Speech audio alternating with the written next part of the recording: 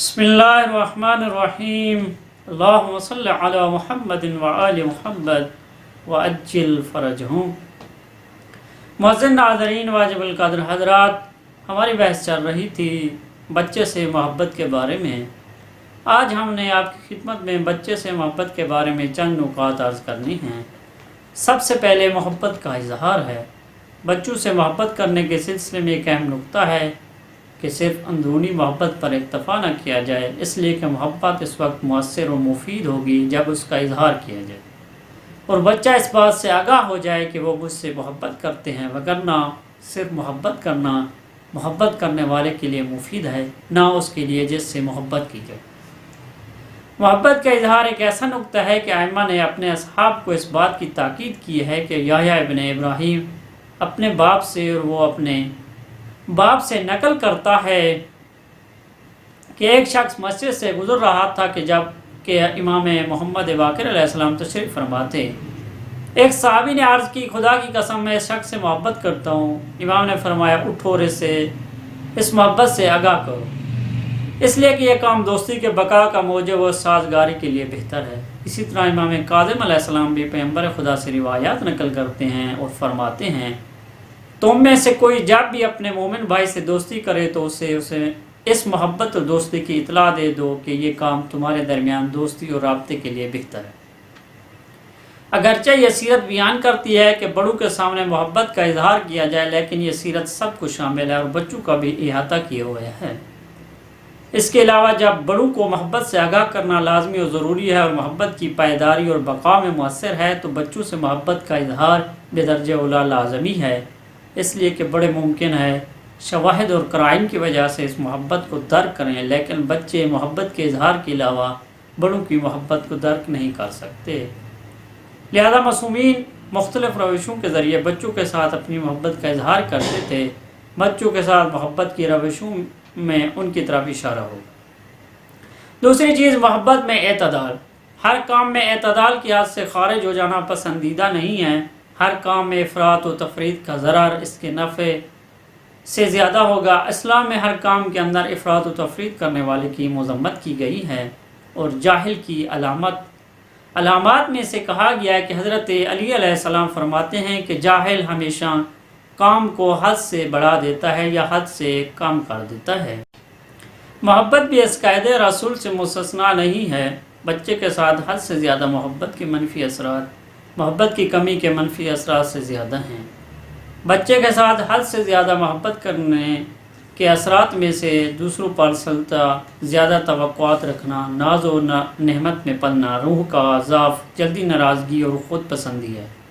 حضرت امام صادق علیہ السلام فرماتے ہیں، بدترین باپ وہ ہے جنہیں اولاد کے ساتھ نیکی افراد کی طرف کھینچ کے لے جاتی ہے۔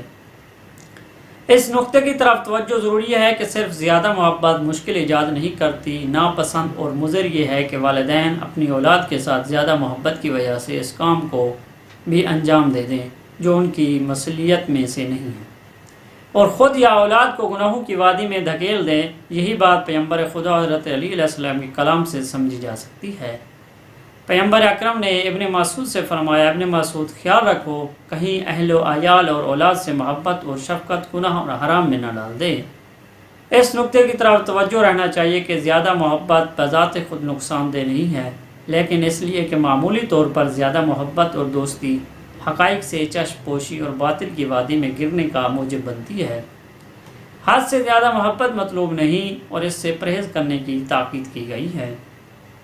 اس لیے حضرت امام علی علیہ السلام فرماتے ہیں، ہر چیز کی محبت انسان کو اندھا اور بہرا بنا دیتی ہے۔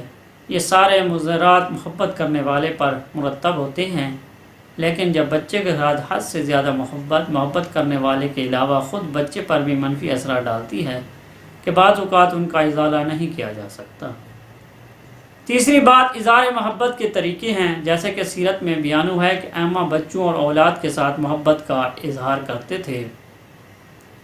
محبت کے ذریعے جو اظہار ائمہ نے کیا ہے اس کی مثال نہیں ملتی کہ پیغمبر خدا بھی بچوں کے ساتھ محبت بھرے اظہار کرتے تھے۔ اس کے مختلف طریقے ہیں، جس میں سے چند یہ ہیں کہ اپنی محبت کا زبان سے اظہار کرنا، چومنا، زانوں پر بٹھانا، آغوش میں میچ لینا، سواری پر بٹھانا، ہدیہ دینا، مزاح کرنا، ان کے ساتھ کھیلنا، ان کے سروں پر ہاتھ پھیرنا، تازہ اور نیا پھل انہیں دینا اور ان کے پاس سونا وغیرہ۔ ان میں سے بعض پہلے بیان ہو چکے ہیں، جن کو بعض ابھی ہم بیان کریں گے۔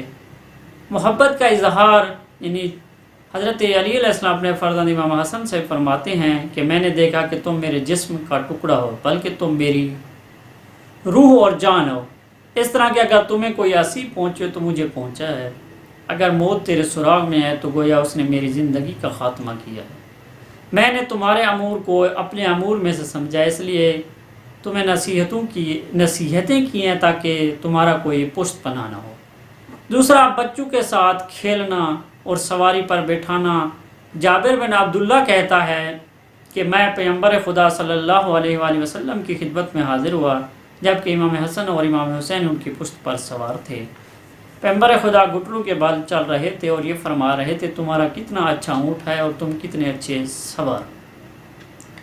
تیسری چیز، بچوں کو نایا پھل دینا۔ ابو ہریرہ کہتا ہے کہ جب بھی پیغمبر خدا کے لیے کوئی نایا میوہ لاتے تو ارشاد فرماتے آئے خدا ہمارے شہر، ہمارے پھلوں اور ہمارے مدو سا انہیں ناپ و تول کے پیمانے میں برکت عطا فرما۔ پھر ان کے پاس جو بچے حاضر ہوتے تھے ان میں سے سب سے زیادہ کم سن کو یہ پھل دیتے تھے۔